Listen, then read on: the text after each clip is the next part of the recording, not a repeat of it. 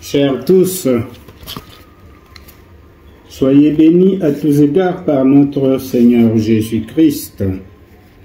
Ce 18 mars 2025, le texte qui nous réunit est tiré de Matthieu, chapitre 23, les 12 premiers versets. Imprégnons-nous d'abord du texte avant de le méditer. Lisons donc au nom de notre Seigneur Jésus-Christ. En ce temps-là, Jésus s'adressa aux foules et à ses disciples, et il déclara: « Les scribes et les pharisiens enseignent dans la chair de Moïse. Donc, tout ce qu'ils peuvent vous dire, faites-le et observez-le. Mais n'agissez pas d'après leurs actes, car ils disent et ne font pas. Ils attachent de pesants fardeaux, difficiles à porter, et ils en chargent les épaules des gens, mais eux-mêmes ne veulent pas les remuer du doigt. Toutes leurs actions, ils les font pour être remarqués des gens. Ils élargissent leurs phylactères et rallongent leurs franges.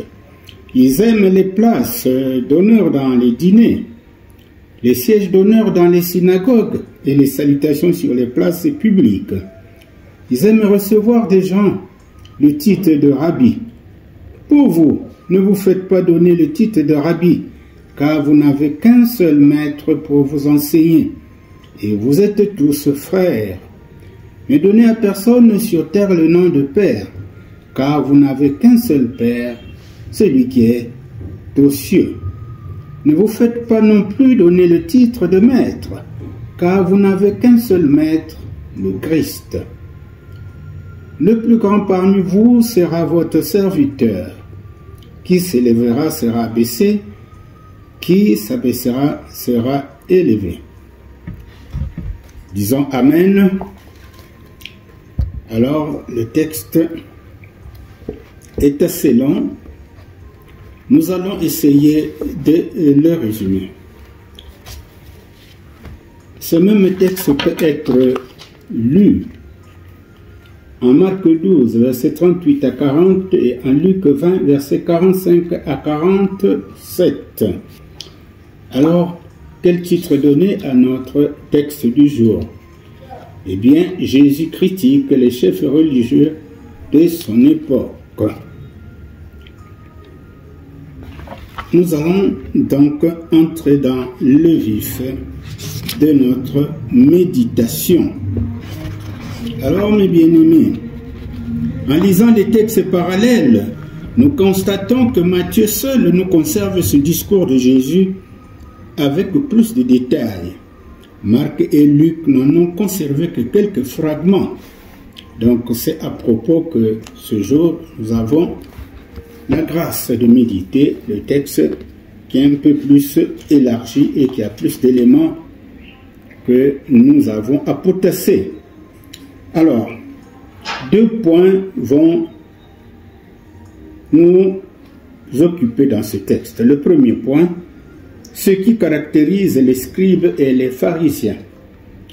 Deuxième point, nous allons essayer de définir le vrai caractère du serviteur.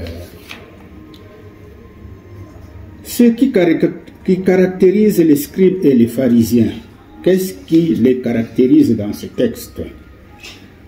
En dressant ce triste état des chefs du peuple, Jésus met en garde les foules et les disciples contre leur manière d'agir, pour qu'ils distinguent la marche des scribes et des pharisiens d'avec la parole de Dieu qu'ils enseignaient.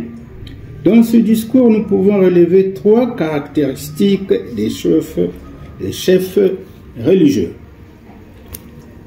La première, leurs œuvres sont en contradiction avec la parole de Dieu qu'ils enseignent. La deuxième, ils imposent au peuple des traditions qui ne sont pas en adéquation avec la parole de Dieu.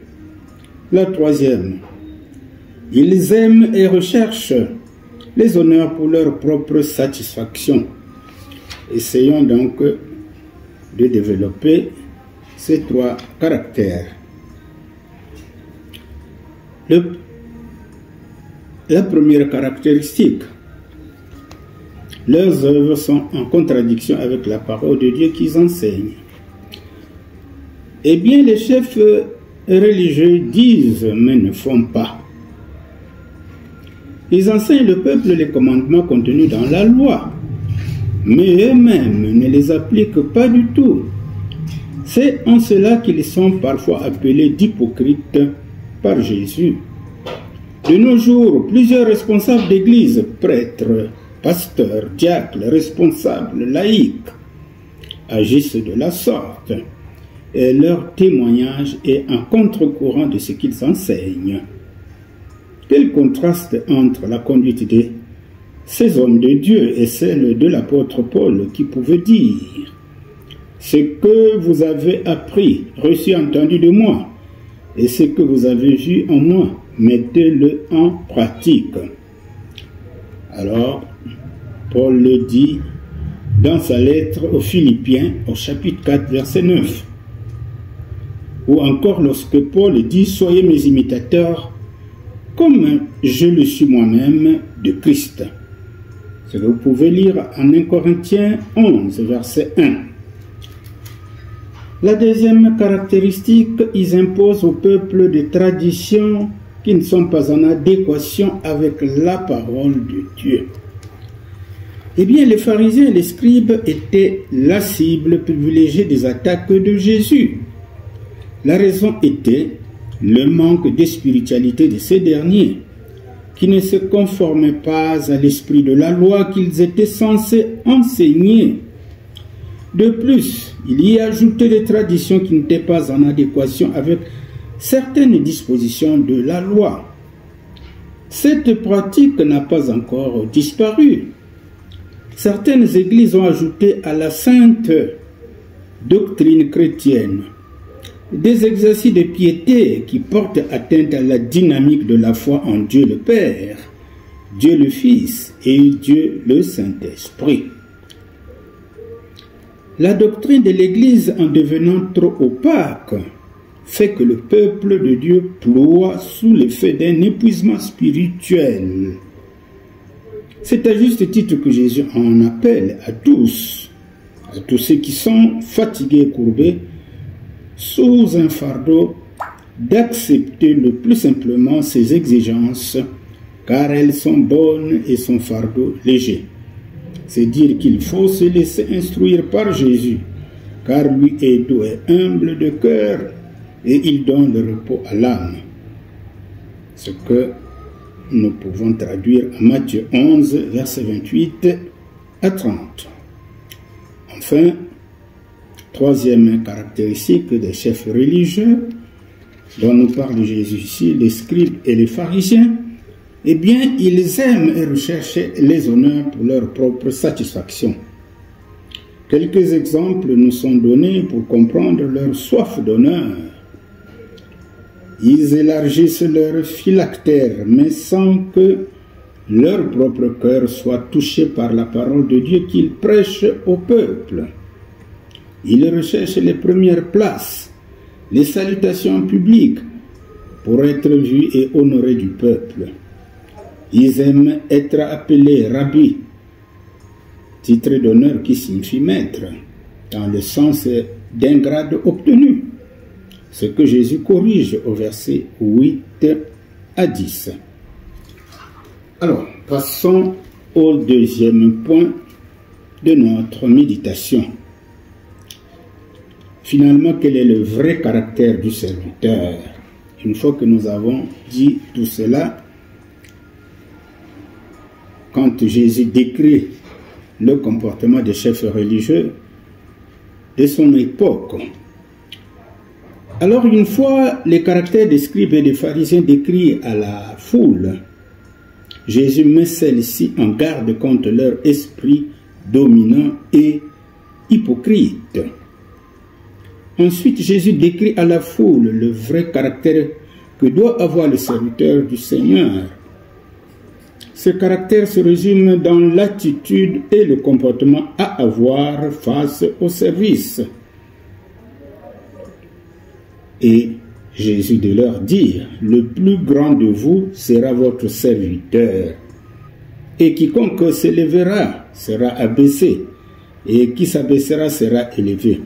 Ce que nous pouvons lire au verset 11 et 12. L'expression parfaite du serviteur a été manifestée en Christ, le bon berger, qui s'est abaissé pour servir. C'est pourquoi Dieu l'a élevé à la plus haute place et lui a donné le nom qui est au-dessus de tout nom. Philippiens 2, verset 9. Alors, mes bien-aimés, une fois que nous avons dit tout cela, quelle exhortation pouvons-nous faire? Soyons pénétrés de l'Esprit de Christ, le serviteur humble et obéissant à son Père, ne cherchant jamais à paraître, mais toujours à servir. Voilà le caractère que nous devons revêtir en tant que disciples de Jésus-Christ. Nous devons donc imiter notre Maître. Amen.